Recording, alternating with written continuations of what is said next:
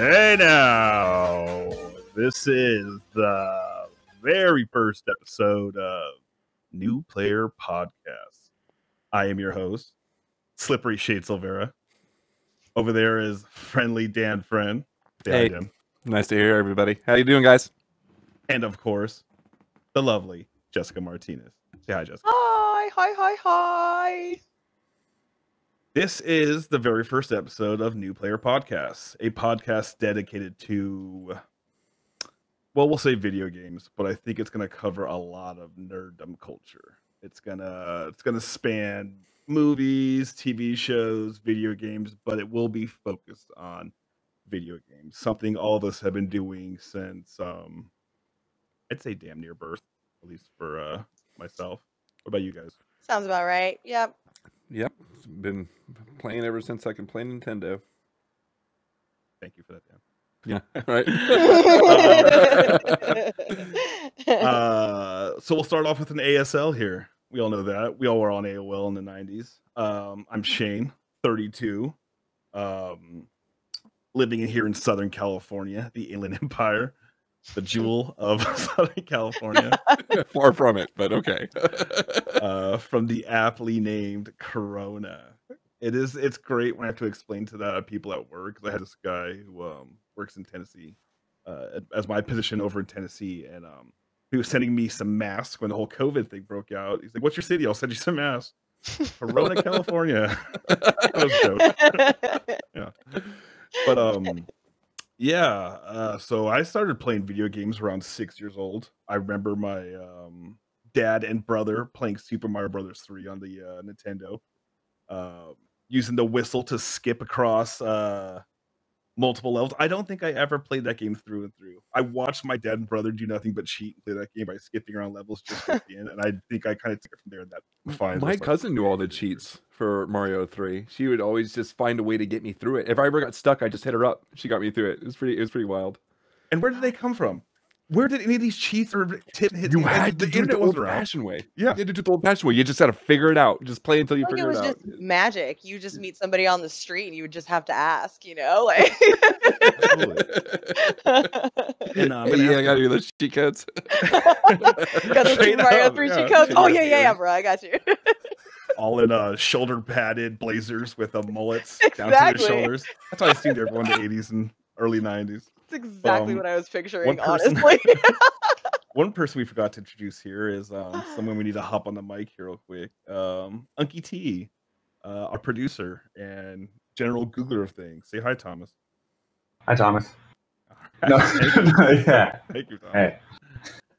Tom, what I was going to ask is, what year did the magazine Tips and Tricks come out? I want to say 94, 95. I remember the magazine. I would have no idea when it came out. That would be the time for you to Google this and listen. Oh, yeah, that's great. Yeah, you're right. I thought you were talking to me. Off the mic and Google that for us. And... All right. Tips and tricks. You failed the test run, Tom. Sorry. All right. Go ahead and introduce yourself to the mute button there and look that up for us. Anyway. So again, these tips and tricks, I swear to God, because on Nintendo, A Tale as Old as Time, I remember playing Contra, the original Contra for regular Nintendo, and the ABAB, the classic Konami code that got you those what is it, 20 lives, 25 lives, whatever. It was enough to actually let me beat the game. Again, another game I could not beat as a kid without this cheat code. I was never a cheat codes person. I never got into doing that, Grand Theft Auto, it'll lead you to a really wild, fun time when you use the cheat codes, especially like when you're like flying cars through the city. It's just obnoxious. I think Tony Hawk Pro Skater 2, I used cheat codes. Oh, that's right. Unlimited grinding. Yeah, that's some pretty dope stuff with that. Ultimate balance. Yep, yeah. You just grind bars for like an hour. You just go around the whole park, like. And see, like, now, obviously, cheats wouldn't be fun at all. That's a big thing, actually, in, like, the Borderlands 3 community. I'm in this Facebook group for Borderlands 3, where it's, like, 400,000 members strong. Like, it's a big group. And it's seriously, there's this constant divide of people using modded guns and people using regular guns. And modded I've guns never been about it. I just I don't get it. can't. Like, I feel like it takes the fun out of a game, you know? Like, it takes the challenge out. Like, games aren't meant to be played that way, you know? Absolutely, yeah. Like, they make games that way for a reason. Like, why do you want to cheat? Unless it's funny things like, you know, a costume or things like that. Right. Right. But it does kind of like, and like, again, I'm not for the whole modded thing on Borderlands 3 specifically. Yeah. But there is a type of thing to a game that's not multiplayer, PvE only, and pretty much, I mean, with Borderlands 3 garbage matchmaking and terrible split screen experience, it's been around since September. Let's go, Gearbox. Yeah. Let's get these fixes on this thing. It's been around for almost an effing year now. Definitely. But does it? I mean, there's a lot of hate that flows around it, and it really doesn't affect anyone else's gameplay if you're not playing it. Yeah, it enhances the experience, I would say. For them, they do. You look at games like Skyrim, how you can mod out Skyrim and make it a completely different game. It's just it's literally just turning the experience to one that you're gonna enjoy. You know, like for cheat codes though, like I feel like modding and cheat are like two totally different things. Two different things. Yeah, I kind of feel like cheat codes are necessary when you're going into a game and you just jump in and you have no fucking clue what you're doing. Like you're like someone else's save file or something. You're just fucking around at a friend's house. Like that's an appropriate time for cheat codes. But like from start to finish, like I kind of just like to earn it the old fashioned way. My progress at least. Yeah, but again, obviously the individual's choice, probably the most popular choice. I'm assuming there's people. I feel like there'd probably be more people who'd want to play a game purely if you're going to take time to actually play a game. Than to use cheats and definitely agreed. At least the first time you play a game, you know. Exactly. And actually, now if you think about it, games like Assassin's Creed Odyssey, Assassin's Creed Origin actually introduce a storyteller gameplay mode where there's barely any to no combat, and you can kind of just fly through the game, get to see all the museum sites, you know, these historical landmarks and whatnot, without to worry about getting attacked and stuff while you're running through, whatever guards or wild dingoes happen to see you on the way over there. But I digressed. Before we got into the Borderlands and Assassin's Creed talk, every game we had talked about up until that point all had one thing in common, which was they were all action platformers. We talked about I guess Mario was a big one, yeah. But if you think about it, if you go really back, some of the most famous games, your Donkey Kong. I'm talking your original Donkey Kong. I'm not talking about Donkey Kong definitely. Nintendo. Sonic came out. Absolutely. Sonic came out in like 91. That was exactly. I mean, that was like one of my most played action platform games, I would say. I like the Metroid games. Metroid. Games are always fun. Yeah. Then you're getting to the adventure platforming type games, which is are still extremely popular to this day. You think in 2020, Definitely. if someone took you aside in like 1998, 1999, you know, you were just all young whippersnappers, and someone told you in 2020, in 20 years, 2D action platformer side-scrolling games are going to be just as popular, not more popular than they are. Yeah, I'd say that was crazy. If somebody told me that back then, I'd be like, "There's no way. Like, technology is going to get so great. Why would they keep that? You know?" Holy shit, those are some of my favorite games now. Still. Absolutely. Ori and the Blind Forest, like these are all like platforming-esque games, like that are still. And which brings us to Katana Zero, a game that Dan and I just recently picked up. There we go. Which is effing amazing. I went to go hang out at Dan's that night, and I played and got super sucked into it, you know. And I'm always like so hesitant to start like new games, you know, like especially on PC because I'm not a PC gamer. Absolutely. So like I'm not used to the controls, you know. Like I mean, WoW, I played WoW, but that's. Did you guys play it on the mouse and keyboard? Yeah, man, I we played did. With We did. Yeah, I was killing it. I did good. I was good. Yeah, it was fun. Man. Yeah, it was a lot of fun. I got super sucked into it. It's like these. I still plug a controller in for those. I have to. Man, it was on a controller. It took me a while when I was trying to like run up the walls. I was doing really terrible. It was like my hand couldn't like keep up with my brain. You know, I was like, I know what I'm supposed to do, but my hand's like, you know, it's just like it was terrible. But it was super fun. Tom, hop on the mic here, buddy. I know you have to be a fan. You seem like you like these indie type games, these low budget, small developer type platform games. How do you feel about them? Yeah, I love Celeste. Celeste is one of my top games. I played it. It's so good. I remember recently, I never played the first Ori, and then the new one came out, and I binged both of them in like one weekend. Like it was, really. It was so like I was hooked. I haven't played. I have both of them downloaded on my Xbox right now. I really need to. Dude, I cried. Oh, then I'll totally cry because I'm such a little bitch. Jessica's just gonna fall apart. Yeah, I'm like so emotional. Like the last one I got really into was Limbo. Like it just like it was just so mysterious. Like you just wake up in the grass out of nowhere, and then you start going. It's just like, what's going on here? What kind of story is being told here? And like you would go into one complex, intricate puzzle into the next. Like, oh fuck, now what? You know? But like, even though how painful some of those were, like the payoff was just really good towards the end. Just like you finally got to see ultimately at the end what he was going for, and just great experience. I like the lore, like how it just like draws you in. Yeah, like the ambiance, the energy it just surrounds some of these platformer games are great. Is there spoken dialogue in Limbo? Is it all not a bit? It's silent. Not a bit. All silent. All silent, black and white. Like so good. How do they do it? Like it's like with Katana Zero, it's that old 8-bit type. Digitized, and it's just dialogue, and it still pulls you in. That little girl. I don't know if you've seen the little girl yet in Katana Zero. Yeah. Not yet. The presentation. Yeah, in front of your apartment. It was the little girl in front of your apartment. Yeah. That's right. Okay, I was into it. Oh my god. Well, when I'm trading off between someone and playing games, I'm sorry. No, I know. It's your turn to play. You know, how it goes. I feel you. But like, yeah, you and like, I don't know of any side scroller or platformer games, more rather, where they give you a list of dialogue options. Have they done that in other platformer games?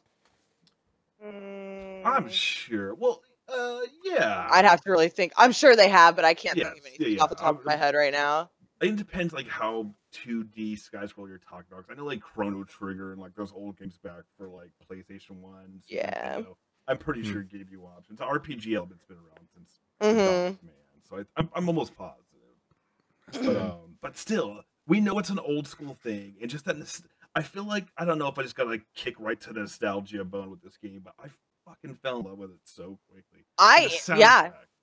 Just dude, I'm telling you, when we were leaving Dan's house, I was like, we gotta look that up. Like we gotta listen to it in the car. Like we instantly put it on in the car. Just like some bumping house the club music. scene, right when you go to the club, I was like, this song is sick. Like I swear to God, like I got brought back to like 1997 Christmas Day playing Mega Man 10 on the Super Nintendo. Dude, Mega Man feel, total Mega Man feel, dude. It feels like Mega Man on steroids, man. Yeah. It's crazy. Like, it actually reminded me of the Far Cry DLC, the 80s, because the music was like the same. What was it called?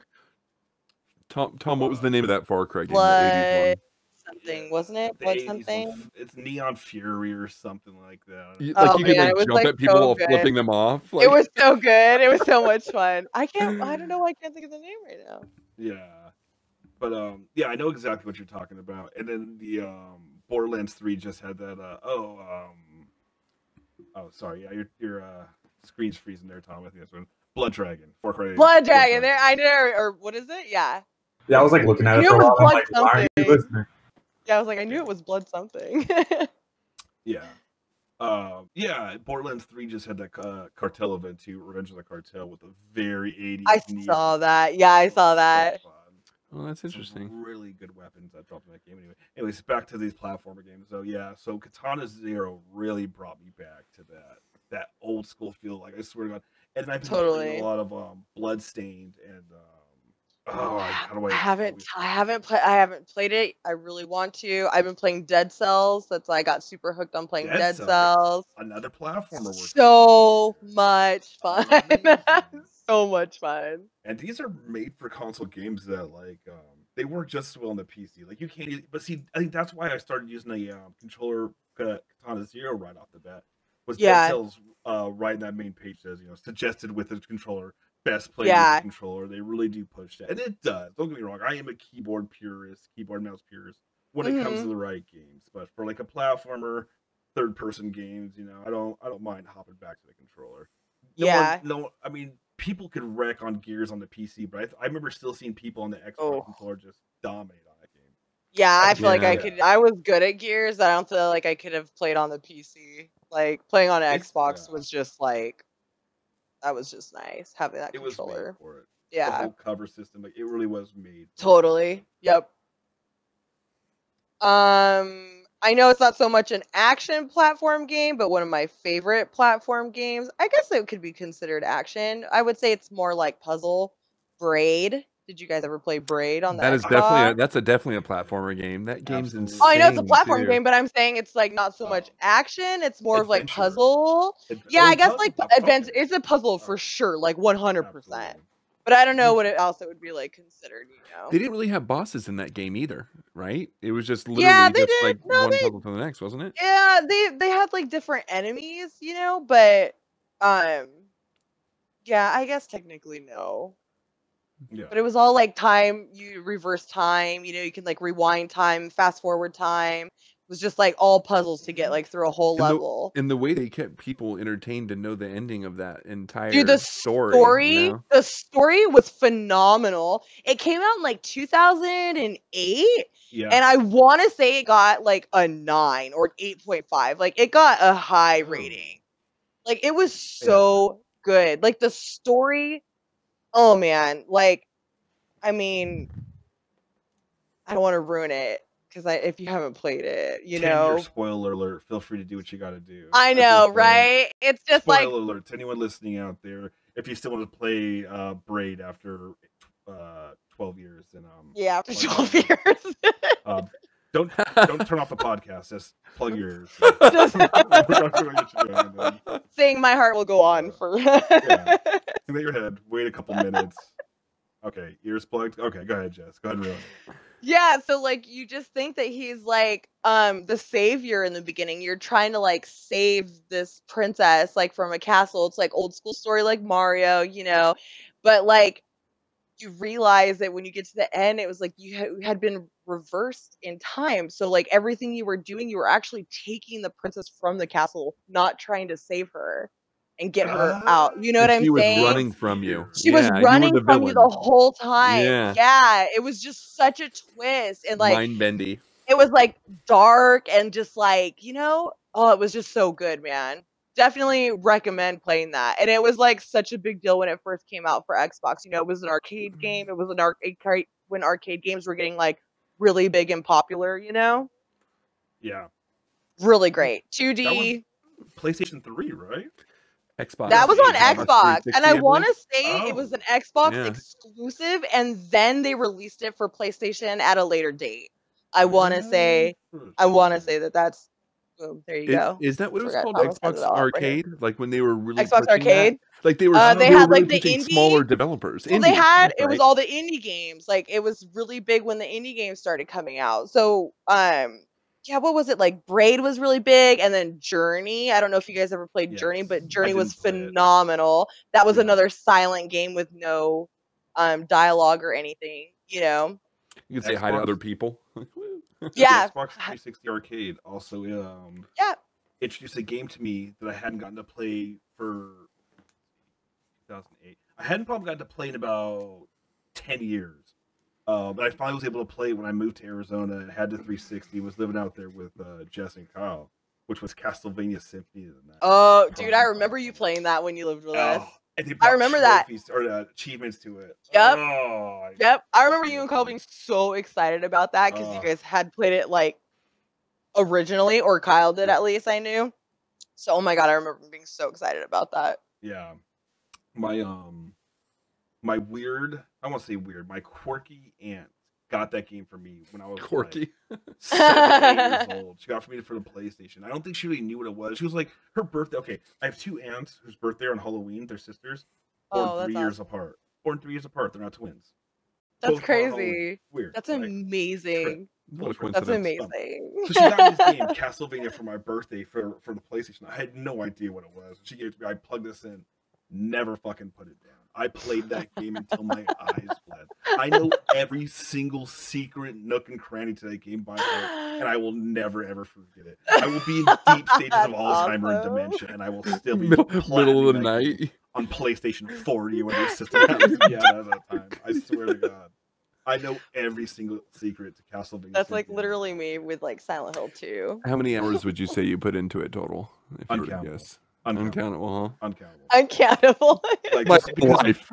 As a kid, like when you're like 7, 8 years old, and like the only thing you have is like school and baseball practice. Like, and then when you're on summer break and there's no baseball, and 3 months off, you're just like putting in hours, like going to Danny Hernandez's house and like pouring through strategy guides that we picked up. Remember Danny? That's so great. Yeah. I remember that, dude. Remember he had the trampoline, right? He had the trampoline in his backyard. Damn right, we had a trampoline. I fucking remember that shit, dude. Our own wrestling matches.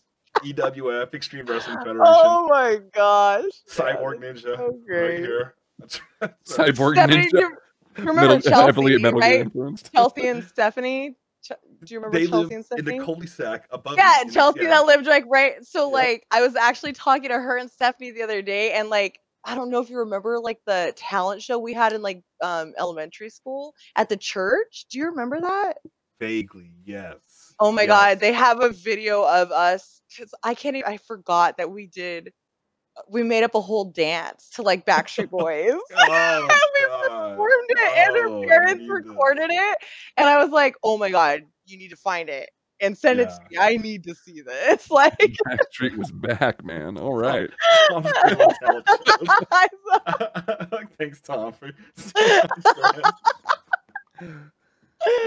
Oh, it's so great. Yeah. Wow. Okay. So I just hate that you can only see like the top left. I got that small window I can see when the Discord's like glitching. But yeah, hey, it's all about Discord. I feel like I could talk about platform games like forever. Yeah, it's comforting. That really is like a universal kind of starter for everyone because that's like the only tech abilities we had back then. That's right. I said tech abilities, and I'm going to stick with it. I'm going to take it to the grave. But, if anything, it just shows that developers nowadays remember their roots, and they like to show where they came from and produce something in this time and age that feels like it just as great as it did back then. You know? Yeah. Especially since all the developers who are probably making these games on Steams and these kind of these independent games are probably all of our age right now. They are going to be guys who grew up on Donkey Kong Country, on Mega Man, Castlevania. You know, these games that were around back in like the early '90s for Super Nintendo and stuff, and they're as popular as ever. I bet if we were to, kind of dig through those Steam charts, we'd find a bunch on top, and that's a reason why they keep pumping them out and like bigger studios. So, like, speaking of studios, like going back from when it was just, Nintendo or Sega or whatever you have, what would you say in this industry nowadays is a leader in platform games? What developer or what area kind of running the ship? Developer games, man. What the hell do I look? Oh yeah, I was like, I don't know. Like in your opinion, appreciate you for trying to spotlight my ignorance on developers, but. That's the thing, though. We don't need big AAA developers making these games. We got Steam, and Steam shines a light on these games that come out from the guy, not Bloodstained. What was the other one? Okay, so it was Blasphemous and Bloodstained. The guy who made Bloodstained was one of the developers behind Castlevania Symphony of the Night back when it came out for PlayStation. Left Konami because Castlevania is an IP owned by Konami. Who published it? Whatever. Dan, why ask me specifically? I don't know what's his first, publisher? Middle, and last name. I don't know who published, but I'm saying these guys are releasing these games like straight to Steam, and then Xbox was like, oh shit, you're right. This is that's the thing that's cool. Like Xbox had like the Xbox Arcade or like Xbox indie games, or was just all indie games, and most of them are platform games. PlayStation did the same thing. PlayStation had an indie genre in their PlayStation store as well, I feel like every like console or every like Microsoft and Sony, like they all have their own. Absolutely, it makes sense. These smaller developers are going to be making these games probably because they're a lot cheaper to make. This is a technology that's been out for a while, and definitely it's been perfected. And I'm sure these guys can bust this stuff out on these Mac apps, whatever, come pre-installed for $2,000 on these computers. Yep. But let's move on to our next bit that we have here. Yes, we are a podcast with bits. That's right. About the blatant random discussion about nostalgic action platformers. We actually have bits. First bit we have today is going to be centered around Friendly Den Frenderson over here. That's right. Den. No longer Dan. My name is Den now, guys. Frenderson. Nice to meet you. Welcome to the Den. Welcome to the Den. We have a few calls here. That's right. I know this is our first episode, but we already have a bunch of fans and people who want to talk to us. Hey, we're pretty big deal, guys. Yeah. I'm surprised. We're all about to find out. I'm figuring that right now. So let's get into it. Let's hit the theme song.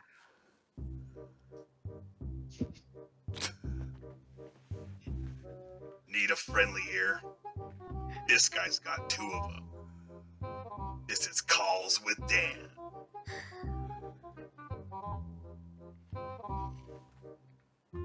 All right, thank you to No Copyright Sound for that amazing little song. Would you guys like to hear the name of that song? I feel like Dan is gonna be upset if I tell him the name of that song. I need to know. I need to know.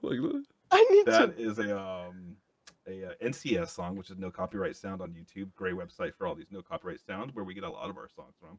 Until someone out there wants to make some custom ones. Until then, this song was called "The Scheming Weasel." I'm scheming, dude. I'll take my first caller. Okay. What do we have? Who do we have on the line? All right. First caller. Looks like this is a Patrick from Philadelphia. Patrick, are you there? Hi guys. This is Patrick. Patrick, what is your question? Dan, I have a big group of friends that we all like to play games, but we like to play different games. Can you recommend any games we can all play together? Yeah, absolutely, sure. In terms of different games, like what do you like to play? What do your friends like to play? Well, see, they're all into those battle royale type games. I just can't get into it. I'm more of a Borderlands Division type, looter shooter type guy. Any suggestions on games that we could all play together? Well, I mean, it just really depends on whether or not your friends are willing to play something that's different than what they usually play. So I mean, why not get them together and play something like Destiny 2? You do first person shooter, have a little bit of MMO element to it, not just PvP but PvE as well. Excellent choice. Pat, how do you feel about Destiny 2? Yeah, it's a pretty great game. I like looter shooters. Do you think you could talk your friends into possibly playing it with you? I don't know. How's the PvP element on that game, Dan? Well, I mean, I honestly think the PvP element is amazing because you're literally going out into the world, beefing up your guy, whether it's armor or weapons, and some of the weapons you collect are very hard to get, and they pack a punch. So when you're bringing that onto the battlefield in this PvP mode, they call either Crucible or Gambit, you can really kind of show up the other teams and kind of just, gloat the weapons that you've gotten, that you destroy and murk people with. Excellent point. And Dan claims to be pretty good at said Destiny Crucible. I love it. I'm extremely addicted to Destiny 2. I will admit that my buddy here, Shane, is also addicted to Destiny 2. We run together. We run in packs. What's your average kill efficiency on Destiny 2 right now? I don't want to talk about it. I don't want to it's actually like my KD ratio. High twos right now. Yeah, high twos, low twos, possibly 3. Yeah, it's getting up there. I've been really committed to staying fresh when I do my Destiny sessions. What's your average kills per game this season? I'd have to look at that and get back to you. I will let you know for podcast episode number 2. I'm not talking anything. Stay tuned. Nice tease for episode 2. I like it. That's KD ratio on Destiny. Patrick, does that satisfy your question? Yeah, it did. Thanks, guys. Love the show. All right, Patrick. He's been listening since day one, guys. I love him. All right, Patrick. Apparently, long-time listener, first-time caller.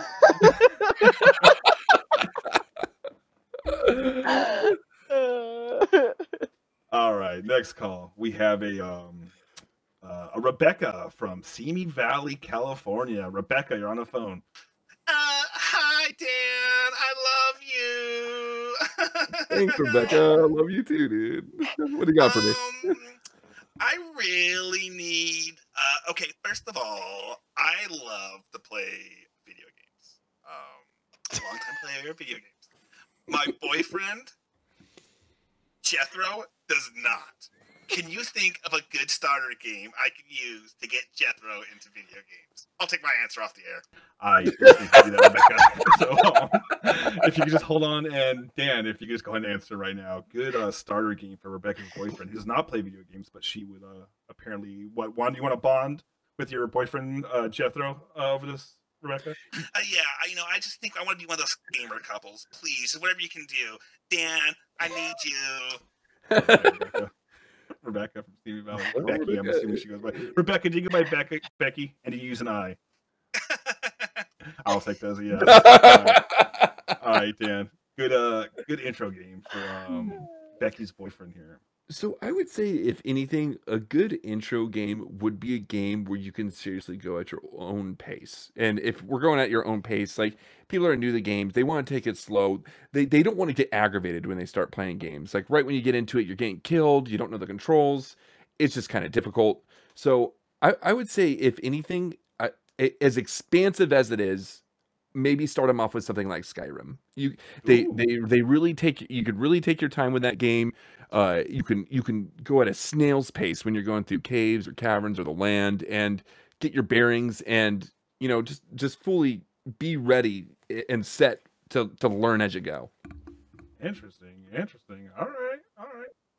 That's a Did you want to add in on that, Jess? What do you think? Yeah, I was just gonna chime in. I know she said she was looking for a game for couples to play together, though, right? Is that what she was wanting? Thank you, Jess. This is why I love you on the show. Girl, I got you. I got you. I know couples that played Skyrim together for a long time. Okay. Yeah. Like, Tall Paul, he plays that shit like nonstop. His girl likes it too.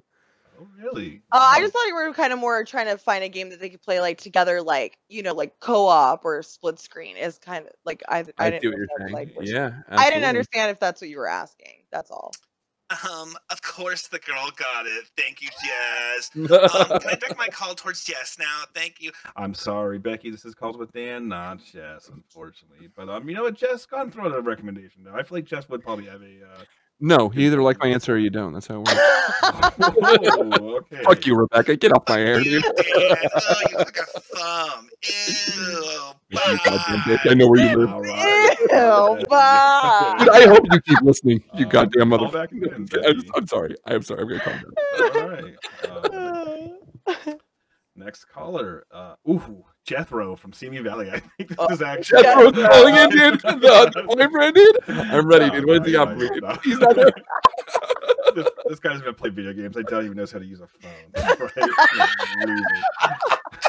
I don't play video games. Get out of here. All right. Last caller. This is going through the list here. Steven from Portland. What do you got for us, buddy? Oh, hey, yeah, this is Steven. You sound like Patrick, Steven. Are you sure you're not Patrick? No, I'm not Patrick. No. Patrick really loves our show, guys. I just wanted to make sure.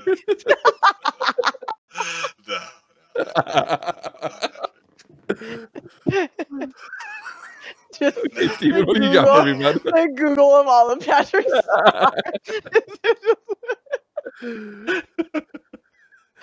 All right. Steven, what do you got for us, bud? All right. You guys are having a lot of fun over there. I'm currently making the transition from console to PC, and I'm having a lot of trouble getting used to the mouse and keyboard. Do you have any tips to kind of help me out with that transition? Thanks, Dan. Absolutely. I would say my number one suggestion is to play a game that you absolutely love on the console. if you play a game that you absolutely love on the console, I think it's going from or on the PC, console, right? We're going console to PC. So if you play a game on PC that you absolutely love on the console, you're gonna have that drive to experience it in 60 frames per second, with better graphics, more just everything's just a lot crisper, more energy, and I just think that's the easiest way because like. And also, like, when you play the game, play it from scratch, right from the beginning. Don't go off of anything you built. So it's kind of like you're learning how to play the game for the first time. And you won't be mad either because you fucking love the game. I guess great advice. Steven, any games you currently play on console that might be available on PC, so you kind of do what Dan's saying here, start from scratch on a game you already love so you can re-experience it, the Master Race way. Well, you did mention Destiny before. I really like Destiny and Borderlands. Big Borderlands fan. All right, I'm getting creeped out by Steve here. Bye. Thank you, Steve, and please call back again. That was Calls with Dan. Thank you, guys. I'm scheming. Scheming around. I'm rubbing my hands together all scheme like that. You just can't see it. All right, we're actually behind right now. We're running low on time. I did not think it would go this way. Yeah. So usually I don't think we're gonna be going from bit to bit like we're about to do right now. But since it's the first episode of New Player Podcast, I think we're going to try another bit out. We'll see if the people like it and take it from there. This is a bit very close to our hearts. This is a bit called Bless This Jess with Devine D and the B. You know what? Let's go hear the theme song and we'll go a little bit more into it after that.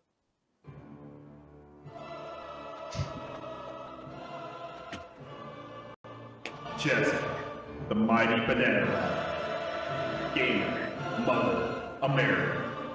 Always a healer, but never the healer. Needs a raise, and only two can help. This is Bless This Jess with Devine D and the B. Welcome to the show. Devine D here. This is a bit that came right off the production drawing board here. This is a good one. So, Jessica. I'd like to think of her a staple in all of our lives, actually.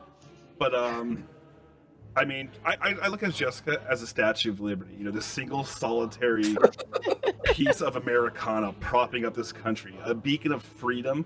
A beacon of, like, better times to come. Just, a basic kind of matronly, just general... She's very optimistic. Well-being, it's the warmth. Very optimistic. A very Statue of Liberty-esque warmth. A very French warmth about you. For those who don't know, Statue of Liberty was a gift from France. Okay, so it is a French piece of architecture.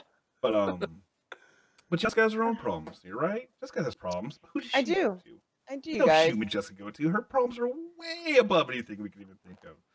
That's why we got Devine D and the B. Devine D being Dan. Dan, why do we call you Devine D? You know why I think we call you Devine D? I think out of all of us, you probably have the most sunniest disposition out of all of us. I feel like you are very much so a glass half full type of guy. When you're in the right mood. When you get sour, it does get a little empty. It does tend to evaporate a little bit. But I think for the most part, you have the most consistent Tom, oof. Thank you, Tom.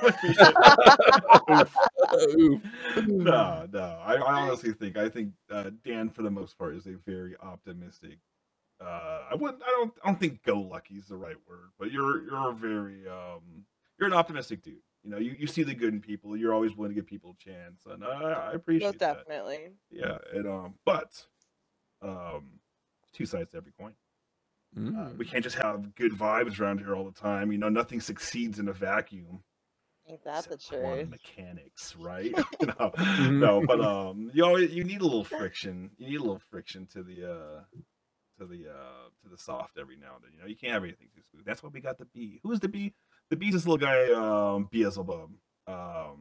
Anyone familiar who Beelzebub is? He actually spans a lot of different pieces of literature, religious affiliations. He's a prominent player in the Hebrew Bible. Basically, he's a major demon in a lot of different religions. He's I don't think I'd call him optimistic. I feel like he might be a little bit more. Oh yeah, keep it going, buddy. Okay, whoa, are you stepping in? I don't think we were quite ready for him to step in yet, but thank you. I make my own rules first of all, but can we go ahead and wrap this up? I don't got no goddamn that day. Okay, taking the Lord's name in vain. But first, he's been a little rowdy tonight, isn't he? Yeah, he's on a good one. He's fired out of a cannon. But much like the soft side that Dan represents, you know, our smoother angelic side, that also does not succeed in a vacuum. And Dan does have something to answer to. Dan has a watcher, a protector, a paternal, almost something we could call. He sees all things. An all-father. Hello, my children. All-father, are you here to back up Dan today? Of course, he's my child. Oh, this fucking pussy. Thank you so much, I kicked this guy's ass already. That's why the earth is mine. All right. Big That's a pretty big talk from B there. But let's just go ahead and get into this. So Jessica's gonna drop a problem. Dan's gonna give her some advice, and then I think B has some advice for her after that. Jess, what is your problem? That. Yeah, you know, I mean, things have just been a little stressful in the world lately. Yeah. I don't know if you guys realize, but you know, I quit smoking cigarettes a few years ago. Ooh, and it's been around since before I had my son, so like 3 years. Yeah, okay. Yeah. Good run. I've had maybe 1 or 2 hits, like randomly. Like Dan and I went to a show, and we drank, and you know, I took a hit of a cigarette, but I haven't like smoked cigarettes in years. Yeah, but it's been at least probably a year since I've had like even a hit of one. Yeah, we just have to look out for a drifter-looking fellow and ask him for a cig. Hey, buddy. Yeah. Hey, buddy. You got any cigarettes? Well, you gotta touch something. Oh, God. All right, you weirdo. Fucking drifter, dude. Oh, you're such a creep. So Jess, so you're basically you're contemplating if you should use cigarettes to kind of. Yeah, man. I've just really been craving it, you know, and I'm trying to stay strong, and I'm trying to, you know, do things the right way. But drifter right now. I was just wondering if maybe I could get some advice, you know, kind of help steer me in the right direction. Yeah, absolutely. Well, I mean, help her, my son.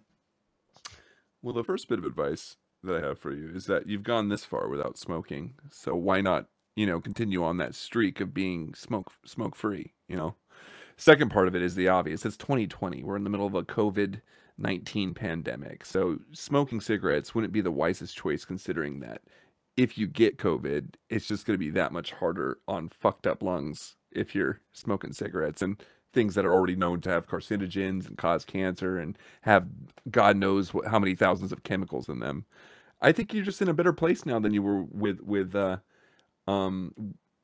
cigarettes, and without them, you've developed a lot of different techniques to de-stress. So why start now? Why start up again? Yeah.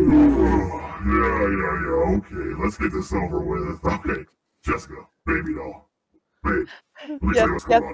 Yes, B. Cigarettes. A simple, easy way to de-stress yourself in what I call the best time in human history right now. 2020 all the way, am I right? High five. I mean, that's exactly what I was thinking, you know? I thought back of, like, all the great times we used to have smoking and, like, all the great little mini breaks. I do, man. Yeah. But think of all the good times that you've had. Think of all the good times that you've had. This is my time. Whoa! This is my time right here, Baldy.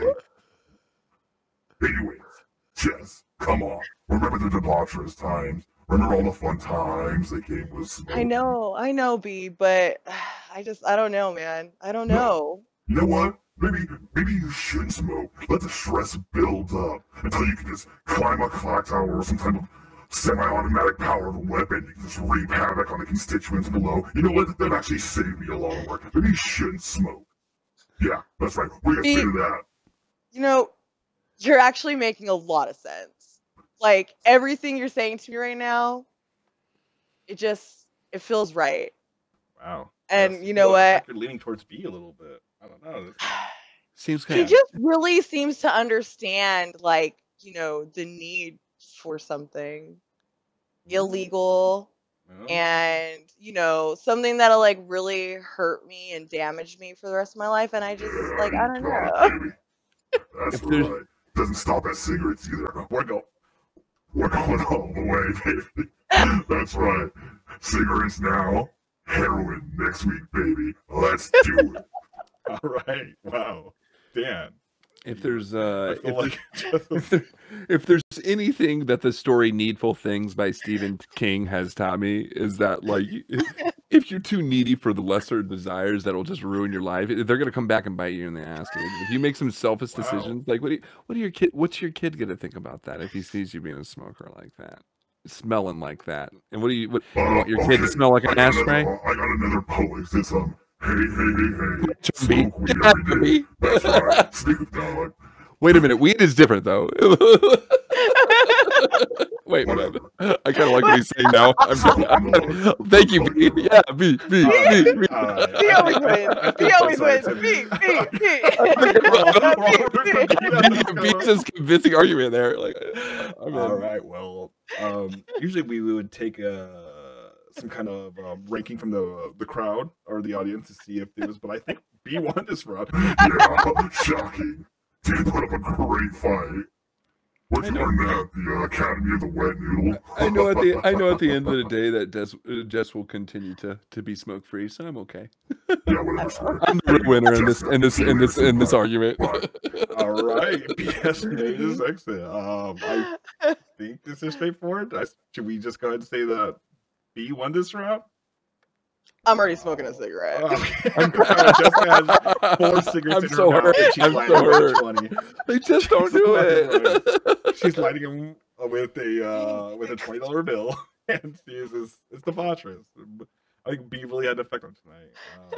All right, well, we'll see if this bit ever happens again. All right, let's get the outro. And that was 7 minutes. Thank you, Tom. Unsolicited information. This is what producers do, I guess. I don't know. I always see them in podcasts. I just like screen, but I appreciate it. All right, next time I'll remember that. No, you're good.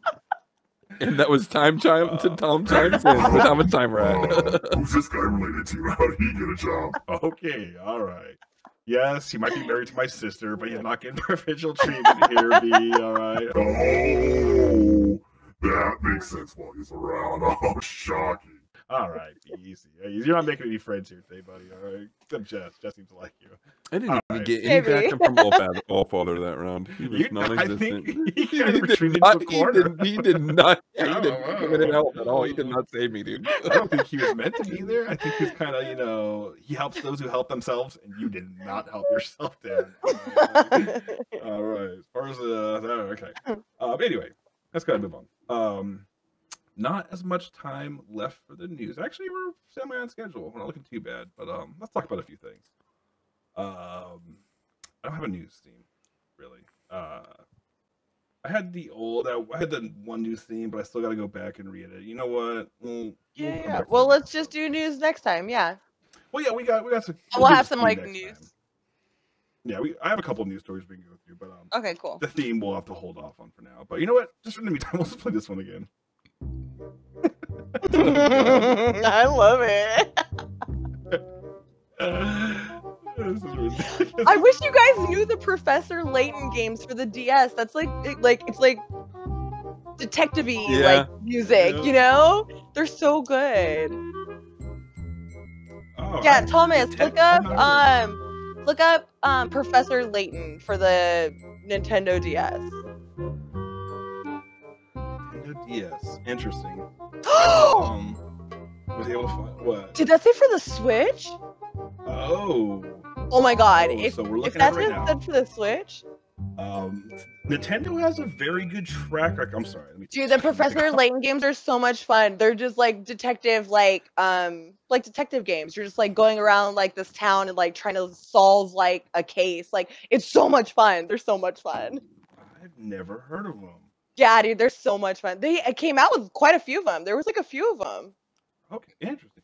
Nintendo has a great track record of bringing back games as long as they have enough of a demand for them. You know, they love bringing back a franchise.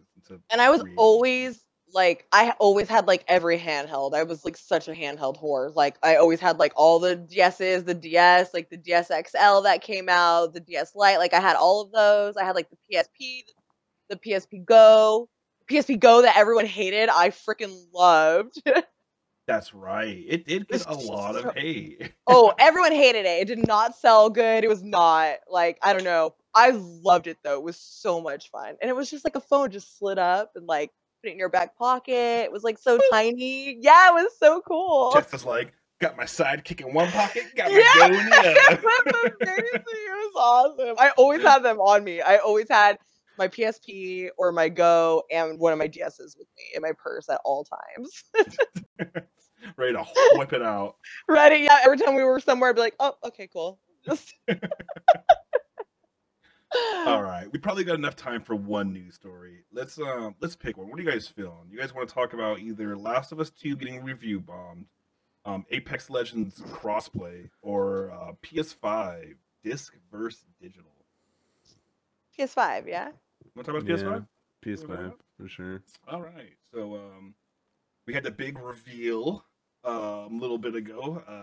Sony's once delayed event finally came out, and I was a little underwhelmed about the release of the games. But there was a lot of new IPs, though. That's the one thing that I noticed. Yeah, a lot of IPs it looked like appealing to 10-year-olds, 11-year-olds. I don't know who their audience is. Who are they going for? What about that one with the astronaut in the space getup with that girl? Like, what the fuck was that? That was not me. I was very intrigued by whatever that was. Yeah. I know exactly what you're talking about. I don't know the name off the top of my head, but yeah, they did have some. I'm sorry. Thomas is showing us a picture of a PS5 as a warlock from Destiny 2 as a helmet. Yeah, so it does. The PS5 has a very warlock helmet look to it. What do you guys think of the look? To be honest with you, when you saw it, I don't mind it. It's sleek. It looks, I'm not crazy about it. You're not crazy about it. I saw a picture of it on its side finally for the first time, where it's actually like laying down, and it. I feel like it might look better. Yeah, it looks like laying down. I haven't seen it laying down, but. Yeah, I personally think it's better than the Xbox. The Xbox new look is just like a rectangle of some sort. A cube. See, like I kind of prefer that to but I don't know, like I'm so like old school, I guess. Like I'm not crazy about like really modern looking things. And I know that like that's where we're going because like, we're 2020, whatever. I know things are gonna start like looking more futuristic or like sleek and shiny. And like, I know that's just gonna be. It really does look like a Wi-Fi router, though. It really it does. Like a router. I don't know. Yeah. I just prefer like a more old school look. Yeah. No, yeah. It's something. Almost kind of seems like they were kind of worried about. They really kept it under their vest for a long time. The look of this thing for a while. It was a long time coming. Yeah. But, so I already kind of know your guys' position on disc versus digital. I know Jess is a fan of the as we were just discussing, of the old. She likes her dinosaur discs that she has to dig out of her time vault. I do. Where do you even store all these games? Is there some type of receptacle? I got some cute little shelves on the side of my TV. I don't know. I just really like. I'm just old school, like I said, like even with the style, I was just like of a more like, I'm not crazy about the modern stuff, which is kind of ironic that I'm so into like technology and, like games and things like that. So it's not like it's not a price thing for you because a lot of people out there would definitely say they need not. The disc. Okay, they need the disc. Definitely not a price thing at all. Okay. Yeah. I just like physically having the copies. You know, I like to see them physically. Like, that makes me happy. Seeing them on a shelf is like satisfying to me. Yeah. You know? And I just feel kind of it's a collection, like you're a collector. exactly. It's like people that collect comics, or I'm the same. Like, I I will love never do CDs. digital I comics. miss going to the store and looking through CDs. Like, I enjoy that kind of stuff. Yeah. My switch to digital was a combination of two things. One, I was finally getting to that point in my life where I was actually able to afford what I spent on games. Back when, I didn't know if I was going to be hard up for a meal, so I would go buy a game so I can go sell it back at GameStop, eat for a week or something like that. The second part, against my better judgment, was laziness. Like, I started getting kind of lazy. I was like, I don't want to go to the store. I'll just buy it digital. But then it's definitely more convenient. Like, but then I got to realize like how reliable it is. Like, you get a disc, and unfortunately, some people live with family that kind of disregard the taking care of a disc. Once that disc didn't work, it was just like, oh, that's such a bummer. Now I got to go out and get a new copy. Digital, you never have to even worry about that, or even losing the disc, if that, Yeah. Totally. Not to mention, like, how many systems have we had in the past with faulty lenses? I mean, the PlayStation 2. Oh my God, the Xbox 360. It was left and right. Yeah. We had issues with that. I know that the wiser decision is digital. And honestly, we probably will go digital because Adam, is more like, everything he buys digitally anyways. A lot of the games that I get physically now are usually for gifts, or like birthday presents or Christmas presents, so he physically buys me the game. But I mean, other than that, most of our games are digital. It is more convenient, it takes up less room. If anything, it enhances the experience for the players too, because when we get into these subscriptions like PlayStation Plus or Xbox Live, they're pumping out these great deals of the month for digital downloads. Like, they couldn't do that. Yeah, they couldn't do that before with discs because they're paying to that third party to get it to the people, Exactly. Totally. Does nothing but benefit the players. Exactly, because GameStop kind of came out with this guise of like, yeah, we're here for the people. We're taking money away from the big developer and giving it to you, and you're like, actually, you kind of screwed us in the long run. You hurt the developer. They had to raise prices because they weren't getting money out of the games that were circulating. You fucked the players over by giving us pennies on the dollar for any games we wanted to turn in for any type of basic credit. And now look what happened. The market kind of dictated what was going on, and GameStop's failing. And then, of course, COVID really shine a light, and any business that wasn't meant to succeed by, throwing a couple months worth of no revenue, and you're completely sunk. Yeah. I feel like we all knew it was going to happen, I feel like another thing with the digital thing, like I was kind of talking to Dan about it, was just kind of like, collector's editions and things like that. Like, so if you start buying collector's editions, is this stuff we're going to have to go pick up from a store, or is this stuff going to be shipped to us separately? Like, because so many of these collector's editions come with, action figures and art books and soundtracks, and you know what I mean? So, are we just going to lose out on those things now if everything becomes digital? Like, the way I would picture it, at least to cut out the middleman like GameStop, is with your ID on the PlayStation or Xbox, you put in your billing information.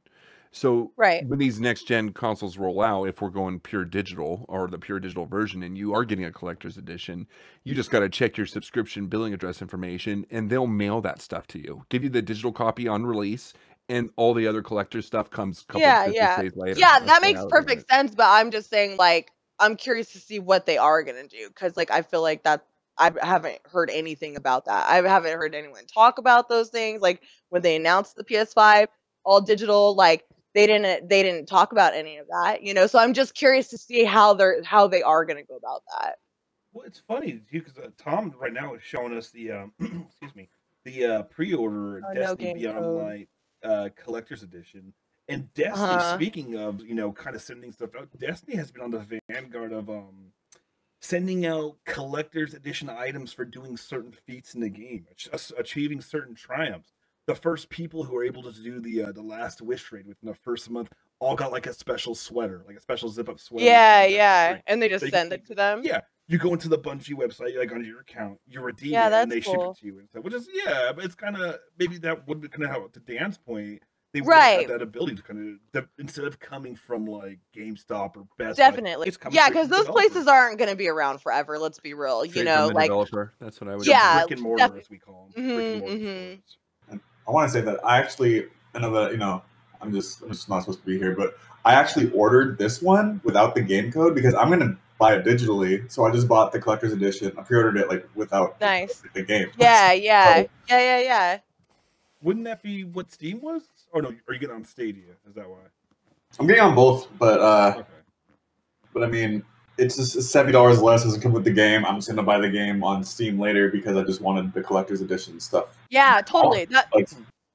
Yeah, so like I wonder if like all of these developers now are just gonna have their website where you can do that, where you can just buy the collector's edition stuff separate and then buy the game, like how Tom said, like buy it on Steam or wherever else you want to buy the game, Absolutely. Like it'll just be interesting. Like I'm excited to see like how they're gonna go about that, how they're gonna do it. It'll be interesting to see. I think in the beginning they might give you the option, like because like GameStop's still around for now. They might opt to say, locate your nearest GameStop, come pick it up at the GameStop, or your nearest Best Buy or Target or something like that. Walmart, Yep. Everything's so easily accessible online nowadays with things like Amazon coming into play that I'm sure they're going to streamline it pretty well. Yeah, so it seems like we're almost all on board the digital train here. I feel like this. Did we convert you to digital, Jess, or are you still disc? Well, like I said, I will always prefer a physical copy, but like convenience and like I said, Adam, my partner, like he enjoys digital, so that's probably the way it's gonna end up going.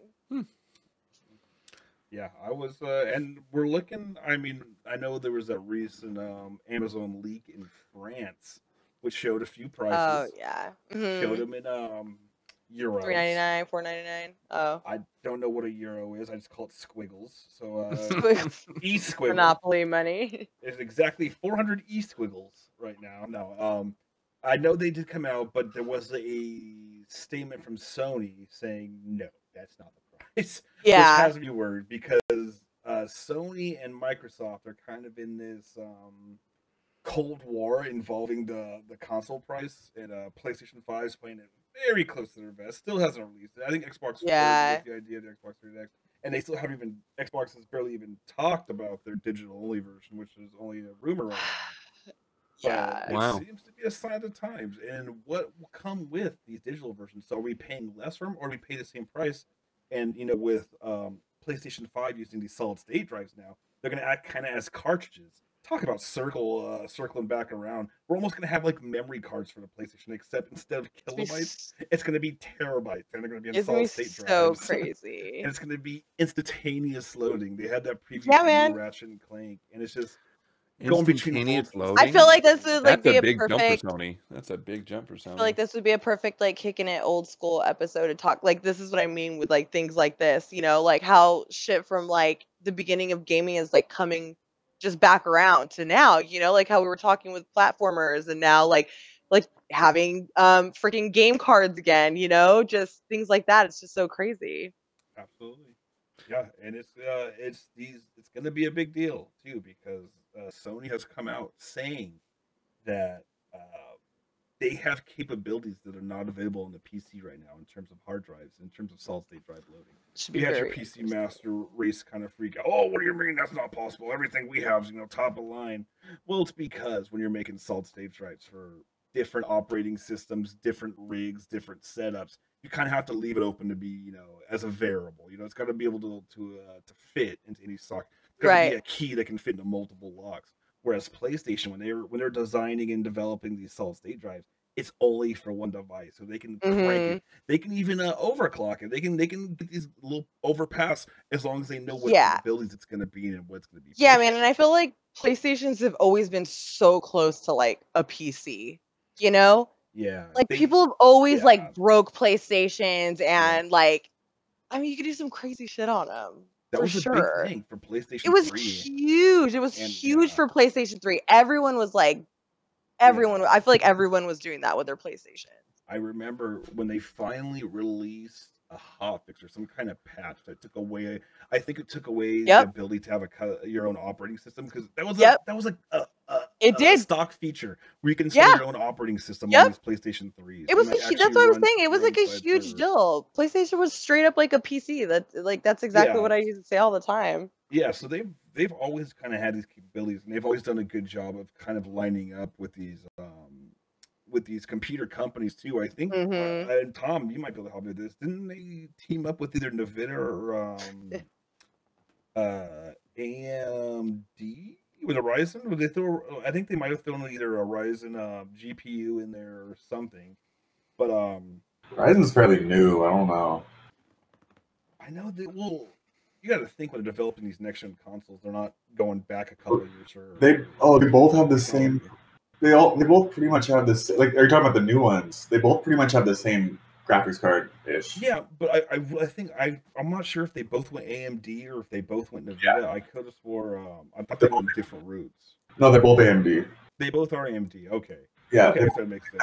I think the graphics, the GPUs are different breeds of the same series. I'm pretty sure that the graphics cards, like the GPU itself, right. I think the Xbox is. It's weird. I think one of them has more like RAM, and then one of them has more like flops, like slightly. So it's like it's very like kind of like, you know, the balance of scales is like teeter-tottering between the two. It's different freeways to the same destination, you know. And it's going to be all about how said system actually optimizes it, you know, and works with the developers to make sure these games run smoothly. I do want to say that technically, Xbox. I'm not a Microsoft fanboy. I don't really care, but they do actually have they have their own faster version of like these memory cards essentially too, like these solid state drives that are specifically for next gen games. Right. That you can't like load a next gen game onto like the base or like any just SSD. Just same way almost. It's weird that they're both talking about this as a feature when they both kind of have it.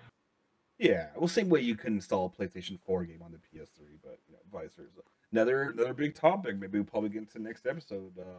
Backwards compatibility here with PlayStation 4, 3, and 2 games, and So Microsoft's always been a big proponent of that, obviously with the One and what they've been doing for the last few years. But Sony definitely came out a little hesitant about it. But like, yeah, we're gonna have a few games, and then just this last like few months have really stepped up saying, actually, we're gonna have about 5,000 games, 3,000 to 5,000 games that you guys are gonna be able to play. Like, man, and PlayStation's been around for so long, you know, like there's so many games they could bring back to do that. Yeah, and big games and games people want to play. Oh hell yeah, definitely. Yeah, it's gonna be an interesting next gen. I mean, it's kind of exciting. This is like Halley's Comet, you know. Whenever the next gen consoles actually come around, it gets exciting. All these new capabilities and technology. It's gonna be I don't know. Maybe this year, you know, I feel like the curve might be flattening out a little bit in terms of crazy new shit we get to see. You know, I thought maybe by this point we'd be, you know, fucking holograms in my room physically attacking me and shit. But solid state drives is cool. VR's taking leaps. I mean, the games are looking just straight gorgeous now. So I mean, maybe I gotta be more appreciative of what we're beginning. The haptic feedback on a controller is gonna be real interesting. It's gonna add a really, I feel like we do have high standards sometimes, you know, when a new console comes out, we definitely. Well, you're talking to 90s people here. You're 90s kids. Yeah. All three of us were born in '88. Then Unky T here was, I don't know, born in like 2000 or something. He's a young kid. He's a couple years older than me. I think 91. 91. But you know, we grew up with Fifth Element, Demolition Man. Like, we grew up with a Total Recall. We thought we'd be having flying cars by now. We thought we'd be colonized on Mars. Boy, did we. Working side by side with aliens. You know, this is hoverboard. Wy don't we have hoverboards yet? I mean, we do, but no, we don't. Why does guacamole still cost extra? God damn it. Have you guys ever played, like, have you guys ever used the HoloLens? Because, like, this is legitimately, like it just embeds all this stuff in like the real world. Like, it's AR, but they were the first to do it, and it was like, it's so sick. Like, it really does like blow you away how real everything is. Yeah, I know when I tried VR at my buddy's house, I was completely enthralled on how they made it look like I was completely different area, a completely different place of existing. It was just too unreal to me, man. I was you get to shoot little arrows and just like the depth. They really did well with depth perception in VR. I'm like, holy crap! I really feel this is like me in real life, but that's the difference. AR though, like this game in particular, like it scans your entire room and like it embeds it over what you're seeing, so it's like actually in your house. And like, yeah, that's crazy. That's I think that's next. Like imagine walking outside, you just like you're playing a multiplayer like shooter game, and like the building next to you. Right? This is augmented reality. AR, this is virtual reality. Yeah, yep. I mean, I think your surroundings. Imagine just going outside, like just you're playing a game with people, like your whole building's just like on fire. Like I don't know. Sorry for being naive here, but what does AR mean? What does it stand for? Augmented reality. Augmented reality. Virtual reality is the world being created for you. Augmented is them using in your world. Gotcha. Pokemon Go. Dude, I love some of the augmented reality shit they have, like with watches, like with smart watches and shit that you can do, or with like tablets. You can do some great, like put your keyboard on the surface of like what you're typing. Absolutely, shit's crazy. Yeah, VR's making those leaps. The next VR system for PlayStation, the PSVR 2. I'm thinking about spending some money. Yeah, I feel like that's when it's gonna start getting crazy. I know it's like definitely like a big thing right now, but I feel like it's like still not where it's gonna be. Like you said, I feel like just watching Jeremy sweat and play fucking Beat Saber and almost fall over his coffee table or something. He was throwing blows as well. He was playing super like, dude, you don't have to go that crazy, and dude. Like, you don't he was like jumping, like he was like taking a few steps back and just fucking swinging, dude. Like if he would have connected, it would have been like lights out. Like you could have killed Kyle. You could tell he was. You could tell he probably would have lived. Kyle would have been dead. You could tell he was trying to hide his embarrassment too, like at the end of it. Like we was all laughing. We were all just laughing. All right. Okay. Sorry. If I said one more time, scheming whistle. Excited. All right. Well, all right, guys. That is I think that's the first episode of the New Player Podcast. I think that's going to be the first trial run we have here. Wow. That is loud. Thanks for joining, everyone. That was great. Thanks, guys. But you can reach all of us on Facebook. I don't know if you guys want to give your Facebook out. I'm Shane Silvera on Facebook. I don't know if Dan and Jessica want to give yours out, but regardless, I will let you guys give out after this. We will have a website up here very soon, newplayerpodcast.com, something in that realm. As long as we can get that domain name, probably something we should have made eventually. We'll have some Facebook pages out there. Jessica probably makes a Twitter that she'll handle for us. Maybe Dan can get an Instagram going or something. But yeah, guys, just look out for us. New Player Podcast. Look for me, Shane Silvera. Instagram. Facebook, Instagram, Sugarcane Shane.